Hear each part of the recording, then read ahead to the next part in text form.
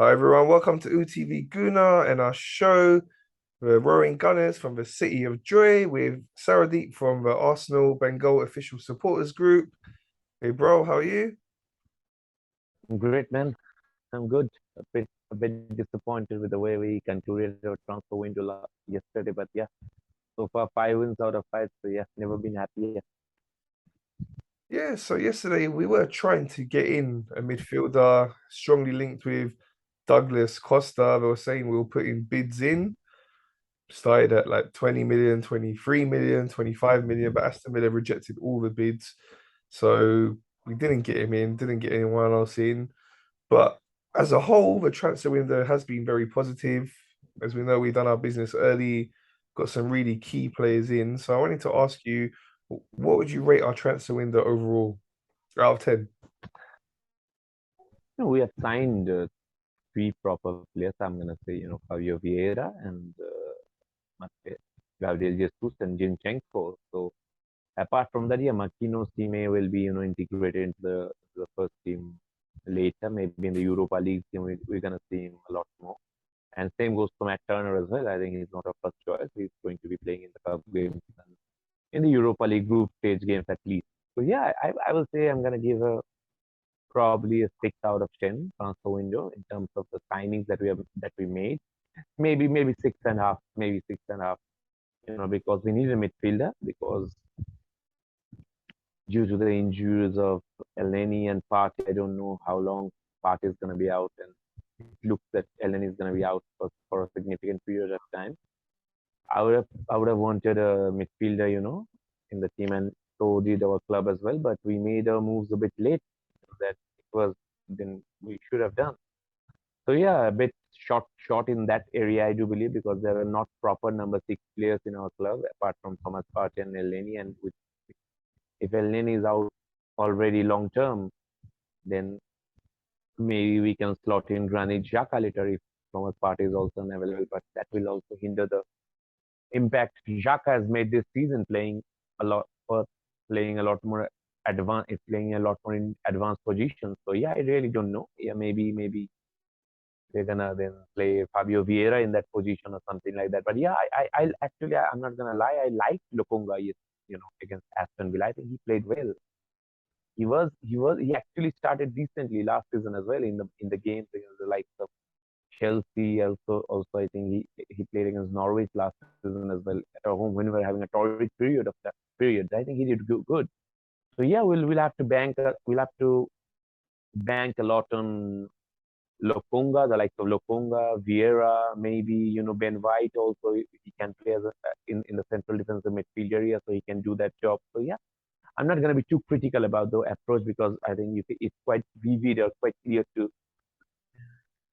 that Arteta and Edu, they're gonna sign only the players that's gonna improve us significantly, because there shouldn't be any stopgap players or short term players that we're gonna sign. So I think it's right from their side as well, and I think it's okay. You can I can live with that. So yeah, I'm gonna give 6.5. Maybe we should have gone for someone in the right side of a wing as well, because Saka is there. I know Nelson is there, Martinez is there, but still Martinez is pretty raw, it's inexperienced. Same goes for Nelson as well. Hasn't played a lot at all.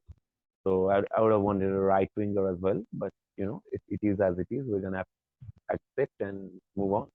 I'm gonna give a 6.5 out of 10 in this transfer window for us.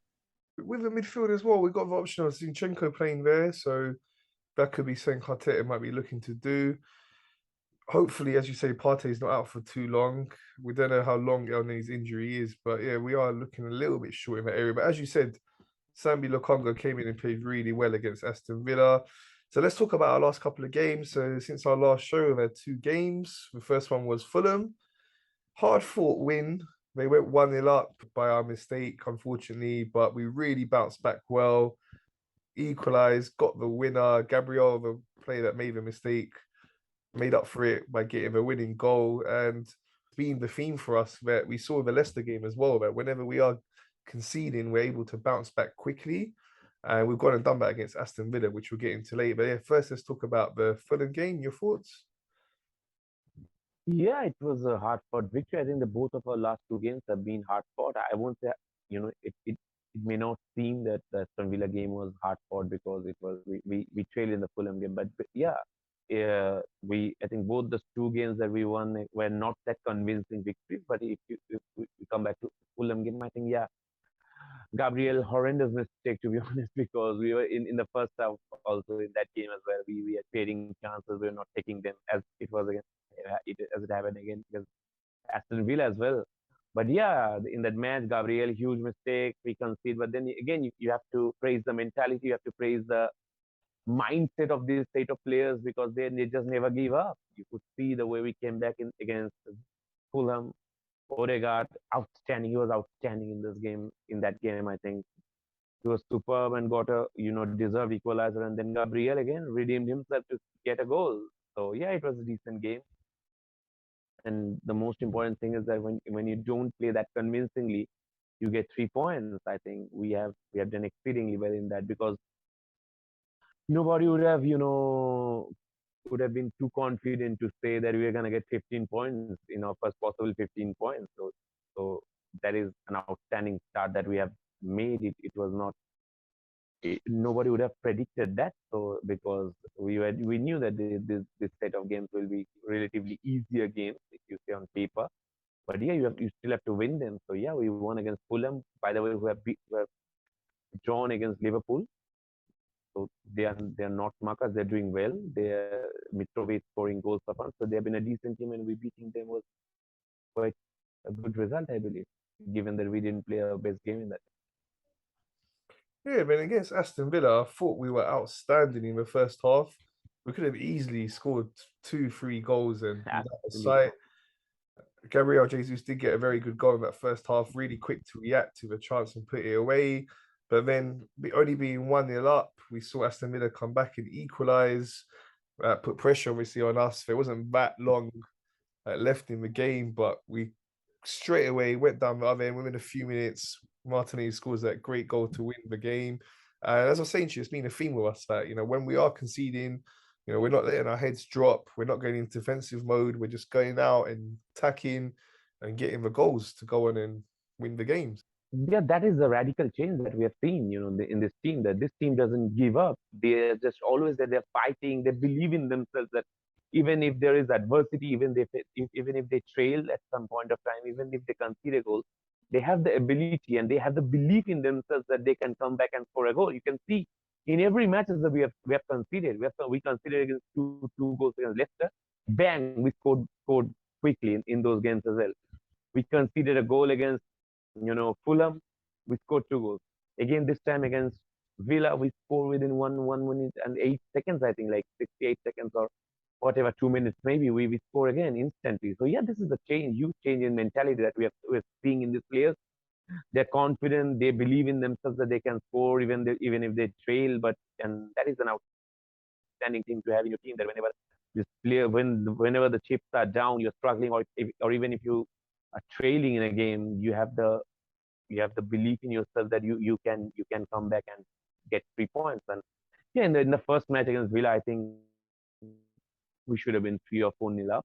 Saka, he missed an open goal, and again in another instance he was close to get a goal, and I thought he would have scored because the goal was gaping, and then the defender somehow came, got his body in between the ball and Saka and cleared it. So yeah, we created a lot of chances. We are guilty of not taking them, but in the coming games that we have in the likes of United, the likes of Liverpool, City, Tottenham, we're gonna have to take our chances because we can see that we have the player, we have the quality. But whenever in terms of taking our chances, we are not taking that because if we had we taken all of our chances, we would have scored probably three, four, five more goals so far in the first 5 games. So yeah, that is something that we have to address. That is something that our strikers will have to, do better. But yeah, overall it's been a decent result. Like you really can't complain, when you win your first 5 games. But now it's a completely different ball game though. Now we'll have to see whether we can back that up with some 3 or 4 more decent victories in the next coming 5 or 6 games. So because now the bar of the competition gets a bit higher. So we're gonna see what we do. Yeah, for sure. It's been an outstanding start. 5 wins out of 5. End of August, top of the table. So, wanted to ask you, who would you give Player of the Month for August? A bit tough. I'm gonna go with probably I'm gonna go with Martinelli. Yeah, I'm gonna go with Martinelli. Martinelli, you just can't pick one. Jesus has done well. Odegaard has been fantastic.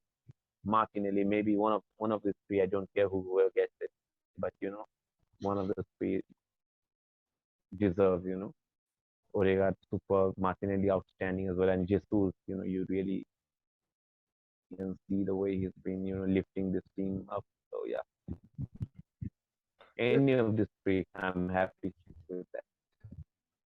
Yeah, so looking at the table now, it's still very early days, but we can see that we've got quite a nice gap between us and Chelsea now. They lost again the other day against Southampton. Tottenham dropped points against West Ham as well.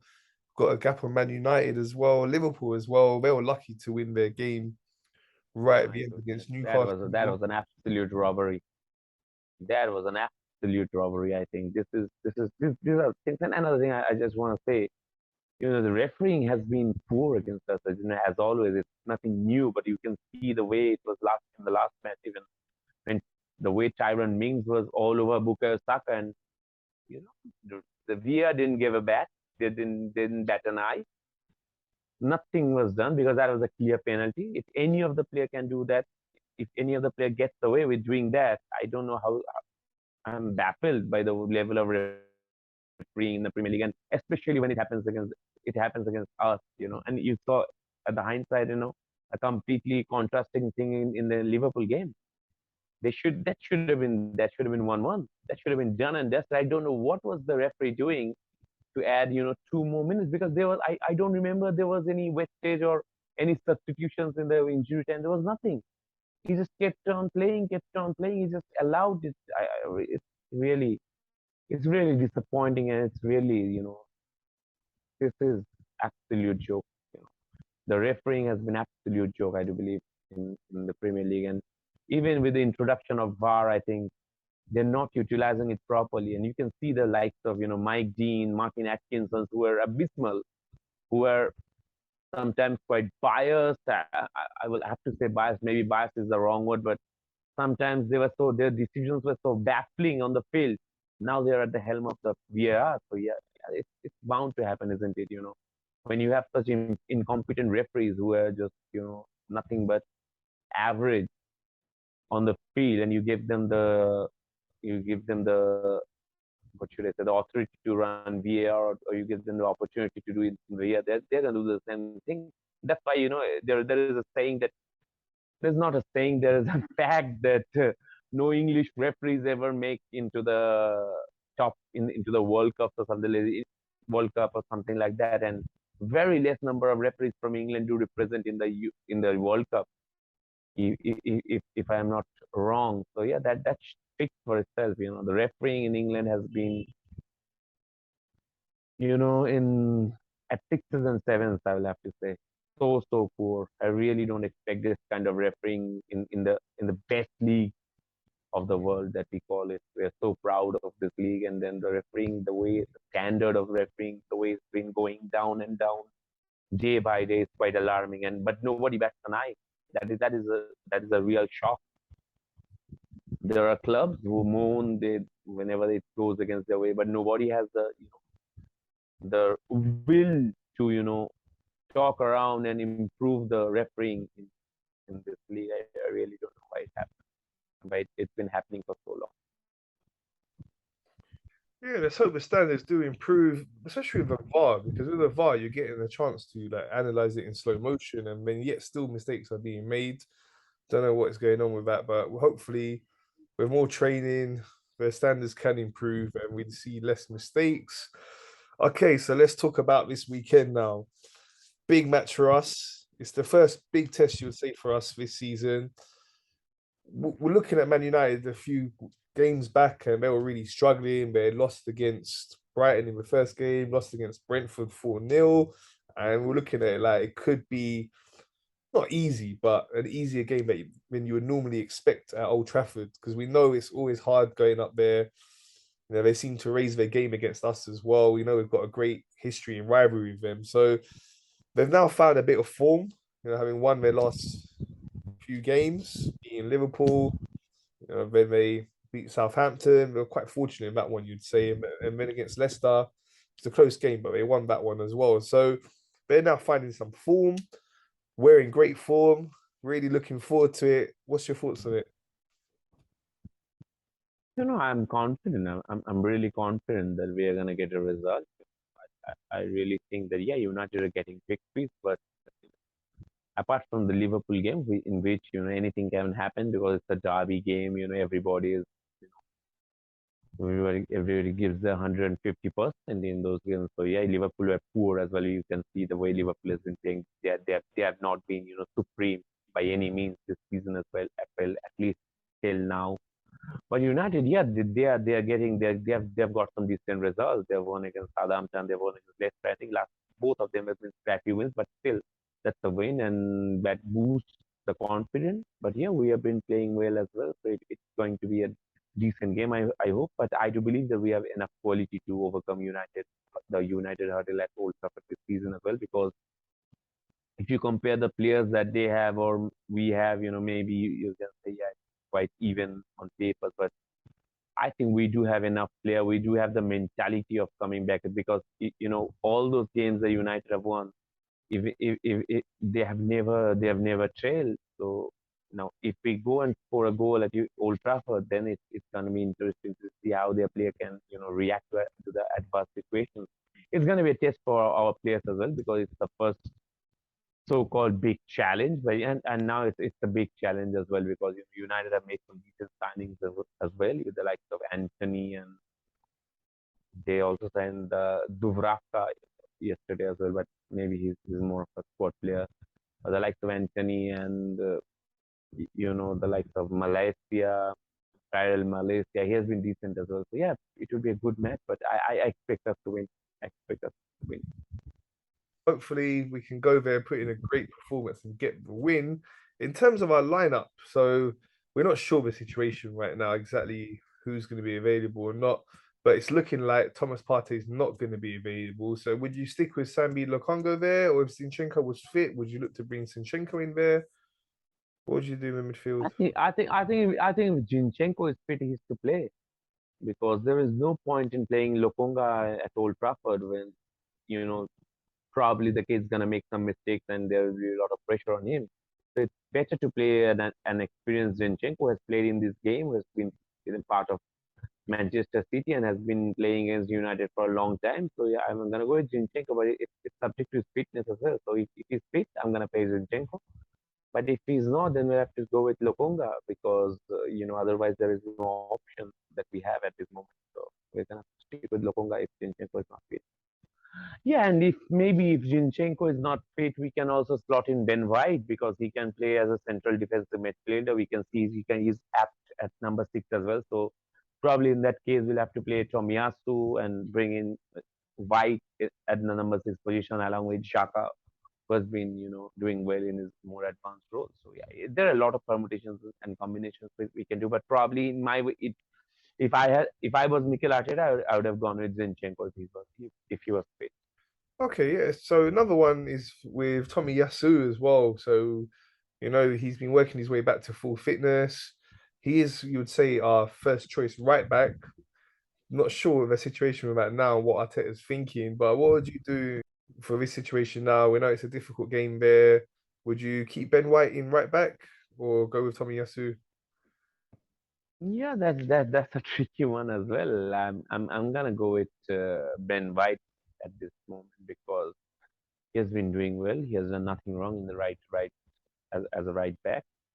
So you have to stick with him because it is unfair to him. Maybe you can play him in the central defensive in the number 6 role if Zinchenko is not fit. But there is no point of taking out Ben White from a settled position that where he already is.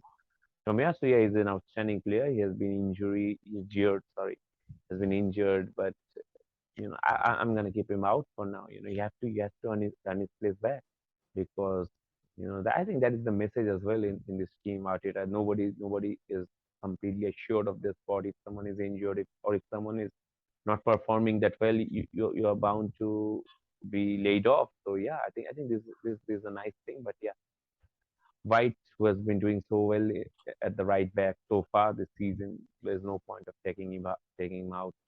So I'm gonna go with White.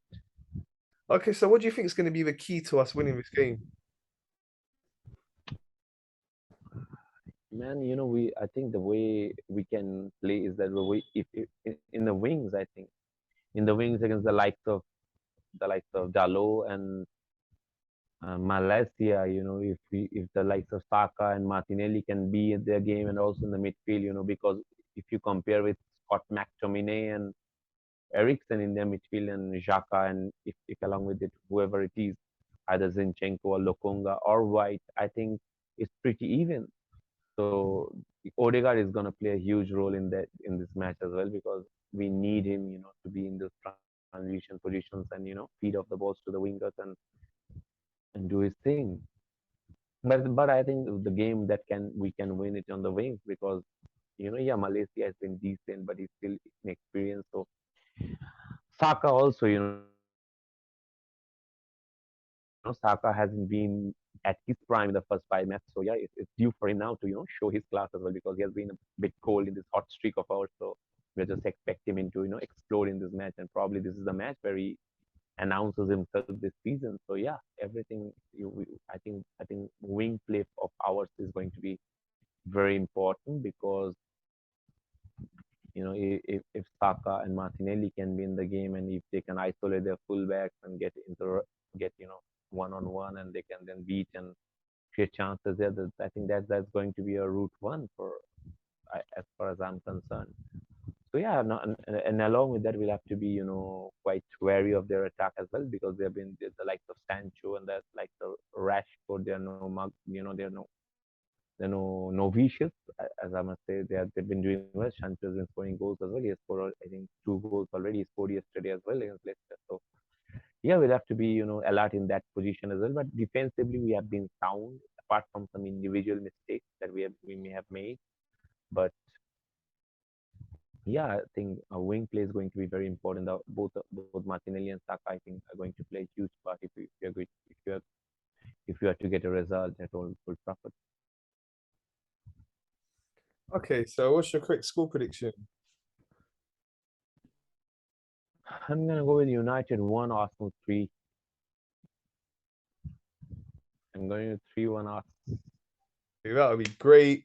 Let's hope we can go there, put in great performance, and beat them and make it 6 out of 6.